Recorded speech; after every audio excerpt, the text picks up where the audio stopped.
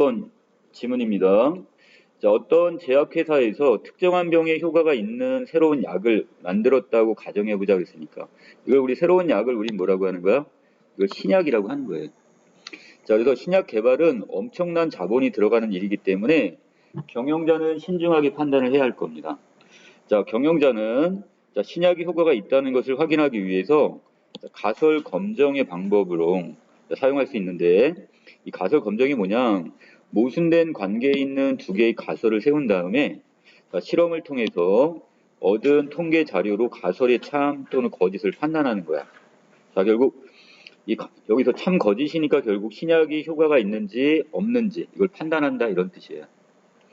가설 검정을 위해 경영자는 신약이 효과가 있다와 신약이 효과가 없다라는 가설을 설정하게 되는데, 이 전자니까 뭐야? 자, 효과가 이렇게 있다. 판단하는 이가 주장하려는 가설로, 자, 바로 이게 대립 가설이라고 합니다. 이것을. 자, 반대로 후자는 뭐가 되는 거야? 자, 신약이 효과가 없다 이렇게 보는 거잖아요. 자, 이것을 이렇게 해서 이걸 지금 후자는 주장하고 싶은 내용과는 반대되는 가설인 이것을 귀무 가설이라고 합니다. 자, 그것이 어떻게 저거 효과가 없다는 쪽으로 가설 세우는 것. 자, 다시 갑시다. 자, 여기 있는 경영자 입장에서는 신약이 효과가 있다는 것을 밝혀내고 싶어요. 이걸 대립 가설이 되는 거고, 그 반대의 경우를 우리는 규모 가설 이렇게 보게 되는 겁니다. 자, 신약이 효과가 있다라는 대립 가설을 입증하기 위해서는 특정한 질병을 겪고 있는 모든 환자들에게 신약을 투약해보면 돼. 이 새로운 약을 투약해보면 되는데, 하지만 이건 전체를 대상으로 실험하는 것은 현실적으로 불가능하겠죠? 전 세계에 있는 모든 사람한테 이 약을 먹여볼 수는 없잖아요, 지금. 자, 그래서 대립 가설을 기준으로 가설 검정을 하지는 않습니다. 그럼 대신에 어떻게 하냐? 가설 검정에는 규모 가설이 참이라고 가정한 상태에서 일부 환자에게 투약을 해서 얻은 자료를 바탕으로 확률에 근거하여 규모 가설의 기각 여부를 결정합니다. 기각이라는 것은 이것을 버릴 거냐 이걸 결정하게 된다 이런 뜻이에요. 자, 다시 갑니다. 가설 검정을 할 때 규모 가설이 참이라고 한다면 그럼 약이 효과가 있다는 거야 없다는 거야? 약이 효과가 없다. 자, 이렇게 가정을 한 상태에서 일부 환자한테 투약을 해봤어. 자, 그랬더니 그 자료를 통해 봤더니 이것이 만약에 효과가 있단 말이야. 그럼 규모가설은 어떻게 되는 거야? 참이 아니게 돼버리는 거죠. 자, 그래서 기각을 시켜버리는 거야. 그럼 어떻게? 이건 효과가 있구나 이렇게 갈 수가 있는 겁니다. 그런데 규모가설을 이렇게 참이라고 했다니까 효과가 없는 것으로 가정을 한 다음에 실험을 했더니 정말 아무 효과가 없다면 이때는 규모가설을 받아들여가지고 그 약에 효과가 없는 것. 자, 이렇게 보시면 되겠죠. 자, 신약이 효과가 없다라는 규모 가설 아래에서 투약을 했는데 관찰한 결과 병이 호전이 되는 경우가 많았다고 하자. 자, 그러면 이는 신약이 효과가 없다가 타당하지 않은 거므로 달리 이야기하면 규모 가설은 타당한 거야 타당하지 않은 거예요? 타당하지 않은 게 되므로 경영자는 이 규모 가설을 버리고 자, 그리고 대립 가설을 채택하면 됩니다. 자, 대립 가설이니까 결국 이게 신약이 효과가 있구나 이걸 채택하면 된다는 뜻이에요.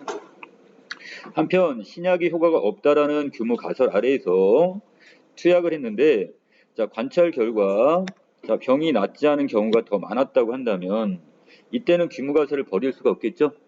자, 왜? 약이 효과가 없는 것에 더 가까워졌으니까. 이처럼 가설 검정은 규모 가설을 기각한다 또는 규모 가설을 기각하지 못한다라는 의사 결정을 중심으로 대립 가설의 채택 여부가 결정이 됩니다. 자, 만약에 가로친 부분입니다. 규모 가설을 기각을 했다면 이것은 약의 효과가 없는 것이 되니까 규모 가설은 효과가 없는 거라고 했는데 기각을 했다는 것은 효과가 있다고 봐야 되겠죠. 자, 그러므로 대립 가설을 채택하면서 이 약은 결국 효과가 있구나 이렇게 판별을 하면 된다는 뜻이에요.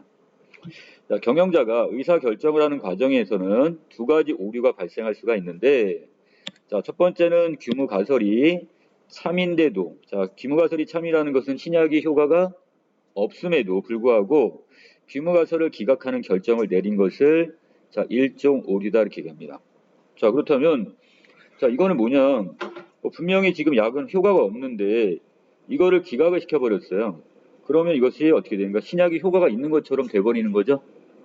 자, 그래서 이것을 일종 오류라고 하고, 앞선 예에서 실제로는 약효가 없는데도 약효가 있다고 판단하는 것. 자, 이것이 바로 여기서 이야기하는 뭐가 된다? 자, 여기는 일종 오류에 해당이 된다 이렇게 보시면 됩니다. 자, 그리고 귀무가설이 참이 아닌데도, 자, 그렇다면 신약은 효과가 있네요. 신약이 효과가 있는데 귀무가설을 기각하지 못한 결정을 내렸다면 이것은 뭐가 된다? 이종 오류라고 합니다. 자, 그렇다면 신약이 효과가 있는데도 불구하고 이 신약을 지금 제대로 쓰지를 않은 거야, 지금. 자, 이것이 이종 오류가 되는 거야. 자, 실제로는 약효가 있지만, 자, 이것도 여기 있네요. 실제는 약효가 있지만 약효가 없다고 판단하는 것, 이게 바로 이종 오류. 이렇게 보시면 되겠습니다. 자, 이러한 오류는 판결에서도 나타날 수가 있는데, 자, 우리가 일반적인 어떤 판결이 있죠? 어떤 법정에서 이 판결을 할 때도 이게 나타날 수 있는데, 증거에 의해 피고인은 유죄이다. 라는 대립가설이 지금 채택되기 전까지는, 자, 피고인은 무죄다. 이렇게 결국 규모가설. 이렇게 가정을 하게 되는 겁니다. 그래서 우리가 그 어떤 범죄인 같은 경우나 이 사람이 어떤 의심이 있단 말이야. 범죄 사실이. 자, 이런 경우에 어떤 증거 같은 걸 대지 못하고, 자, 확실하게 어떤 그걸 못한다면 이런 경우는 어떻게 하는 거야? 일단 피고인은 무죄의 상태로 지금 보는 겁니다. 자, 판사는 확보된 증거를 바탕으로 규모 가설의 기각 여부를 판단해야 돼요. 자, 중요한 건 결국 증거를 들어야 되겠죠? 뭐 CCTV 자료나 뭐 여러 가지 자료를 통해서, 자, 이것이 이 사람이 분명히 피고인이 유죄라는, 자, 이걸 만약에 입증을 했단 말이야. 자, 그렇게 되면 규모 가설은 어떻게 되는 거야? 참이 아니니까 결국 이게 피고인이 무죄가 아니니까 기각돼 버리는 거예요, 지금. 자, 이때 판사가 무죄인 사람에게 유죄를 선고하는 것은, 자, 무죄인데도 불구하고 유죄를 선고하면 일종 오류가 되는 거고요. 아까 위에 있는 거하고 똑같네요. 어떤 경우?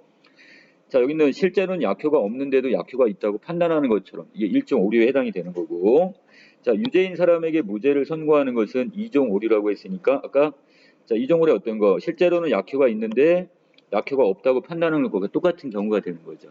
자, 그래서 이 사람은 지금 분명히 범죄인인데도 불구하고, 자, 결국 범죄 사실을 밝혀내지 못해가지고 결국 무죄를 선고해 버렸어요. 자, 이게 이종 오류가 되는 겁니다. 자, 오류들 중, 자, 여기는 상대적 오류라는 거, 1차, 1종 오류와 2종 오류 중에서 상대적으로 더 심각한 문제를 초래하는 것은, 자, 1종 오류래요. 자, 효과가 있는 약을 출시하지 못해서, 자, 그러면 지금 기업이 수익을 창출할 기회를 버리는 상황에 비해서, 자, 이건 2종 오류가 되는 거죠. 분명히 약효가 있는데 약효가 지금 없는 것으로 판단을 해버렸단 말이야. 자, 그렇다면 2종 오류의 경우에 비해, 자, 시장에 출시했는데 약의 효능이 없어서 회사가 신뢰를 잃는 위험이 더 큰 것. 자, 이게 바로 뭐야? 1종 오류니까. 자, 그래서 2종 오류에 비해서 1종 오류가 더 심각하다 이렇게 이야기하는 겁니다.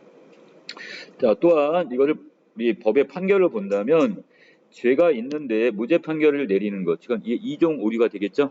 2종 오류보다 결백한 사람에게 유죄 판결을 내리는 것이 더 심각한, 1종 오류가 더 심각한 문제가 될 수가 있다는 뜻입니다. 왜? 아무 죄도 없는 사람을 결국 어떻게? 법정에 해가지고 법의 판결에 의해서 감옥에 가둬버렸단 말이야. 자, 이게 좀 더 잘못됐다는 거. 그런데 두 가지 오류를 동시에 줄일 수는 없어요. 한쪽 오류를 줄이게 되면 그만큼 반대쪽 오류는 늘어나기 때문에 그렇대요. 만약 경영자가 약의 효능과는 무관하게 일단은 약을 출시하기로 결정을 했다면, 자, 그러면 2종 오류는 배제할 수 있지만, 자, 그만큼 1종 오류는 더 크게 되는 거죠. 약효가 없는데도 어떻게 되는 거야? 자, 이것을, 자, 나중에 신뢰를 잃게 되니까, 자, 1종 오류는 더 커지게 되는 겁니다. 자, 따라서 가설 검정 과정에서는 1종 오류가 발생할 확률의 최대 허용 범위인 유의 수준을 가급적 낮게 정해요. 자, 그래서 이 수준을, 이 범위를, 오차를 최대한 줄이기 위해서, 자, 유의 수준을 가급적 낮게 책정을 하게 됩니다. 자, 예를 들어서, 자, 유의 수준이 5%라고 한다면, 자, 이 5%라는 것은 100번 시행해서 5번 이내로 1종 오류가 발생하더라도, 자, 이걸 우연히 일어난 일로 보고, 자, 대립가설을 채택하는 것. 자, 달리 이야기하면 대립가설을 채택했다는 것은 약을 어떻게 하는 거야? 약이 효과가 있다고 판단을 하게 되는 거죠. 자, 그런데 이 값을 넘어서면, 자, 유의 수준이 5% 이상이 벌어져 버렸어요. 더 이상 넘어가 버렸단 말이야. 자, 그렇게 되면 귀무가설을 기각하지 못하게 되니까, 이거 약효과 없는 거 아니야? 이렇게 판단할 수도 있다는 얘기예요. 그래서 또한 유의 수준은 실험을 하기 전에 미리 정하며 특히 사람의 생명이나 인권과 결부된 것이라면 유의 수준은 더 낮게 잡아야 돼요. 자, 그래서 더 낮게 잡을수록 대립 가설은 채택될 가능성이 적어지게 되는 거죠. 자, 그래서 아까처럼 자, 지금 사람의 생명을 다루는 약 같은 거를 개발을 하는데 자, 이때 유의 수준을 낮춰놨을수록 어떻게 되는 거야? 그 약 효과가 지금 어떻게 최대한 지금 어떻게 많은 사람들한테 효과가 있을 때만 이것이 채택이 되고 만약에 유의 수준을 더 낮게 잡아놨을 경우는 결국 대립가설 약효가 없는 것으로 판단이 되기 때문에 채택될 가능성이 그만큼 줄어들게 되는 겁니다. 자, 여기까지 내용 정리했고요. 자, 36번입니다. 가설 검정에 대해서 자, 윗글을 통해 답을 찾을 수 없는 걸 찾아라 그랬는데 자, 여기에서 귀무가설을 기각할 때 새롭게 설정하는 가설은 뭐가 있냐? 여기에 구체적으로 언급된 게 없어요. 답은 그래서 1번 이렇게 보시면 됩니다. 자, 37번 윗글의 내용과 일치하는 걸 찾으라고 그랬죠? 자, 여기서 신약 개발을 하는 경영자가 채택하고 싶은 건 당연히 어떻게? 대립가설. 대립가설이 뭐였어? 자, 당연히 약효가 지금 어떻게 있다고 보는 것. 자, 이거를 채택하고 싶을 거예요. 그래야지 그 약을 판매를 할 수가 있으니까. 왜? 비싼 돈을 투자했는데 결국 이것이 대립가설이 지금 만약에 약효가 없는 거로 판명나면 안 되기 때문에 가급적이면 신약을 개발하는 경영자 입장에서는 자, 이 약효가 있다는 쪽으로 이걸 어떻게 채택을 하고 싶을 겁니다. 자, 38번. 자, 여기 있는 의사 결정 과정과 실제 상황인데 자, 여기에서 규모 가설이 참이라고 한다면 자, 여기서 지금 아랫부분에 보니까 법의 판결인 것 같아요. 자, 그렇다면 규모 가설이 참이라는 것은 무죄라는 얘기가 되는 거고요. 자, 그 다음에 반대로 규모 가설이 거짓이라면 결국 뭐가 되는 거야? 유죄가 되는 거죠. 죄가 있단 말이야, 지금. 자, 그런데 자, 이때 아까 우리가 무죄인데도 불구하고 규모 가설을 기각해 버렸어요. 자, 어떻게 결국 이거 일정 오류가 되는 거죠. 자, 이 사람은 죄가 없는데 벌을 받는 경우니까 이게 일정 오류가 되는 거고. 자, 반대로 자, 여기서 기무가설이 거짓이라는 거 아까 유죄라고 했잖아요. 자, 유죄인데 이걸 기무가설을 기각을 못 했어요, 지금. 자, 이게 바로 뭐가 되는 거야? 이종 오류가 된다 이렇게 보시면 되겠네요. 자, 그렇다면 이 중에 적절치 않은 거니까 자, 법원이 비를 줄이게 되면 자, 여기서 비를 줄인다는 것은 지금 어떻게 귀무가설이 거짓인데 유죄인데도 불구하고 귀무가설을 기각하지 못했다는 것은 결국 어떻게 귀무가설을 받아들인 거니까 자, 죄가 있는 사람은 죄가 없다고 판결을 해버렸어요. 맞나요? 자, 그렇게 되면 자, 비를 줄이게 되면 실제로 죄를 저지른 피고인을 무죄로 판결해서 사회로 돌려보내는 수가 늘어난다고 하는데 반대죠. 자, 뭐가 되면 자, 여기 있는 지금 유죄인데 무죄로 판결을 내면 낼수록 그 사람들은 무죄가 되는 거니까 어떻게 사회로 다 나오게 되는 거니까 외려 줄이는 게 아니라 외려 늘렸을 때 자, 늘리게 되면 자, 사회로 나오는 사람들의 수는 더 늘어나게 될 겁니다. 자, 그래서 답은 4번. 자, 그 다음에 39번에 기억에 대한 설명이 적절한 걸 찾아내는데 자, 기억은 지금 유의 수준이죠. 자, 아까 유의 수준은 어떻게 할수록 자, 우리 사람의 생명을 다루거나 인권과 관련된 경우 자, 이런 경우 어떻게 하라고 했어요? 자, 이때는 더 낮게 책정을 하라고 했습니다. 자, 그 이유는 뭐 때문에? 바로 옆에 있네요. 자, 값을 낮게 정할수록 대립가설을 채택할 확률이 낮아지기 때문에 결국 어떻게? 그 신약 같은 경우일 때 자, 어떤 유효한 약이 아닐 수도 있다고 보기 때문에 자, 이걸 채택할 가능성은 더 낮아진다는 뜻입니다. 자, 답 3번. 자, 문맥상 지금 A, E 중에 바꿔쓰기에 지금 적절치 않은 건데 자, 동그라미 D를 가보시면 자, 동그라미 D 자, 귀무가설이라는 건 뭐라고 그랬어요? 자, 그 윗부분에 있었죠?